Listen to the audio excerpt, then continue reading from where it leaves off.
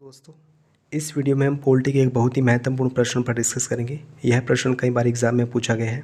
Even इसकी व्याख्या से ही कई सारे प्रश्न पूछ लिए जाते हैं, इसलिए इस प्रश्न को ध्यान से देखना। चलिए शुरू करते हैं। प्रश्न है, निम्नलिखित कथनों पर विचार कीजिए। पहला, भारत के वर्तमान मुख्य निर्वाचन आयुक्त सुनील अरोड़ा हैं। दूसरा, भारतीय निर्वाचन आयोग पंचायतों और नगर पालिकाओं के लिए चुनाव का प्रबंधन नहीं करता है। तीसरा, भारतीय संविधान का भाग 12 चुनाव आयोग की स्थापना का प्रावधान करता है। उपर्युक्त कथनों में से कौन सा या से सही नहीं है? यहाँ ऑप्शंस हैं केवल 1 और 2 दोनों, केवल 2 और 3 दोनों, केवल 1 और 3 दोनों, या फिर 1, 2 और 3 तीनों। इसका सही जवाब ऑप्शन सी है, यानी पहला और तीसरा कथन गलत है। आइए इसकी व्याख्या देख लेते हैं।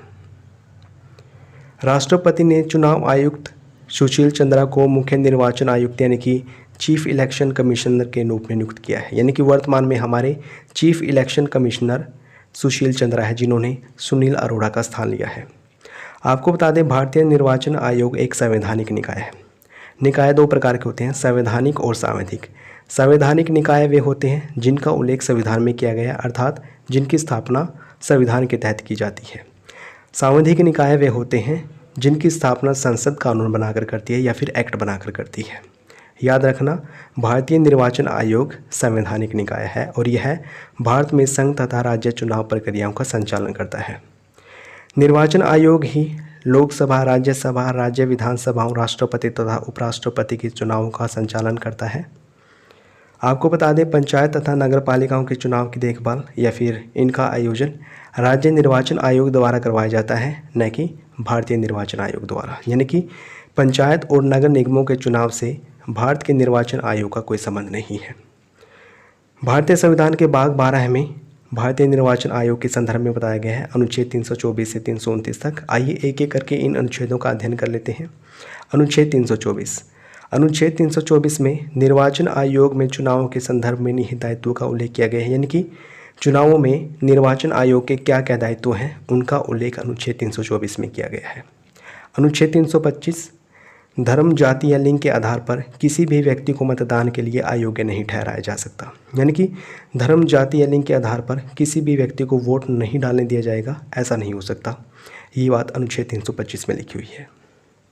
अनुच्छेद 326, लोकसभा और प्रत्येक राज्य की विधानसभा के लिए निर्वाचन वयस्क मताधिकार के आधार पर होगा। यानी कि जिसकी उम्र 18 या 18 से ज़्यादा है वो चुनावों में पार्टिसिपेट कर सकता है। ये बात अनुच्छेद 326 में लिखी हुई है।